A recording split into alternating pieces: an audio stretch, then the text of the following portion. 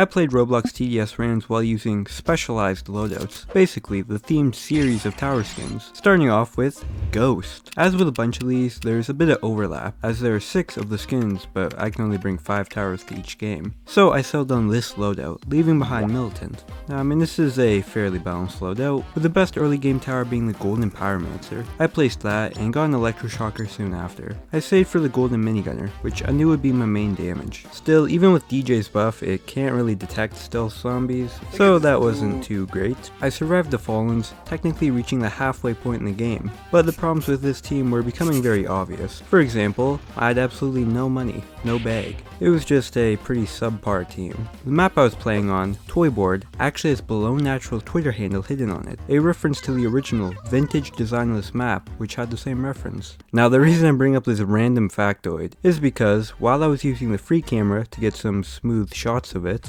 the glitches spawned and killed me. Honestly, I don't know what I was doing here, this was terrible. I wanted to win at least a few games here, so I knew I needed a better loadout. The Frost team. It only has 4 towers. Yeah, I did not have high hopes for this one at all, as it was essentially just the last loadout, but directly worse. Gold Pyromancer was MVP as always, but my only other damaging towers were just too expensive. I got some gold minigunners down, but the Necromancer just created an infinite buffer of skeletons to shield itself. By the way, are they using the Minecraft skeleton sound effect here, or is that just me? Either way, I lost again. Next, I was tired of Pyromancer and Minigunner, and I knew a way to beef up my towers. The Duck series has 15 skins, including the best DPS towers in the game, Accelerator and Engineer, and most importantly, Farm. It's a big duck, which would allow me to finally afford expensive upgrades and towers. In fact, this was just pretty much a regular loadout, as I used the golden Ducky soldier to defend my base early, and I got to enjoy some quality farming. This let me get my first Accelerator by wave 15, and honestly, if there's one thing I learned from this video, it's that ducks are very strong. I easily passed my previous record, placing engineers and accelerators and upgrading them in turn, chaining the Commander's Call of Arms ability, and thanks to the pretty easy structure of this map, I soon had a verifiable army of towers. And I reached the final wave. Yeah, I won't draw this out for suspense or watch time. The Fallen King low-key got rolled, only reaching the second loop in the path. I had maxed all my hardcore towers and placed a few golden soldiers for good measure, getting me my first win. And I barely got any coins. And the accelerators continued to fire. They are manifesting that you will subscribe. I was feeling hopeful towards the next team, as it was actually very similar, the Valentine's loadout. I had downgrade soldier for Crook Boss and farm for Gold Cowboy, but on paper it was still pretty strong. Joining the game though, I had used Golden Cowboy to generate income, and honestly I've used this tower maybe 3 times. I pretty much just spammed a bunch of level 2s, and this run was I placed my first Cupid Accelerator on wave 12 for strong hint detection, and I got Engineer a bit later as it was very cheap.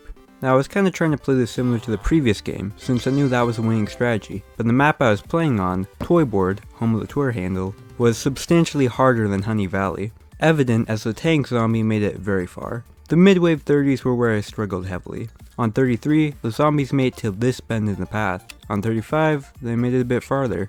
And on wave 36, the Necromancer mini-boss spawned these skeletons, which caused me to panic place a Crook Boss. However, I was finally making enough money to max out my towers, and when I reached the final wave, I'd bounced back. This time though, the Fallen King did not go down as easily. He immediately stunned my towers, which let him get halfway across the path with buffers. And then he did again. I tried selling the cowboys, moving the accelerators, but it just wasn't enough. I ran out of money while moving towers. This was terrible. I lost the game to a Fallen King with about 30,000 health. I did actually make more coins than the previous win, so. Finally, there's one more team, the Toy loadout, with only 3 towers. Now, I knew Gold Soldier by itself was pretty good, so I used that for early game defense while saving for the Toy Rocketeer, a very broken skin on a pretty strong tower. But despite upgrading the Minigunner to level 3 and the Rocketeer likewise, I didn't have enough for the glitches and I lost to wave 26. A bit of a letdown, but this was a fun team. Make sure to subscribe. Now that it's summer, I'm going to be uploading more involved videos, I'll be sitting in the lobby for 7 hours instead of 1. And you won't want to miss those. Bye.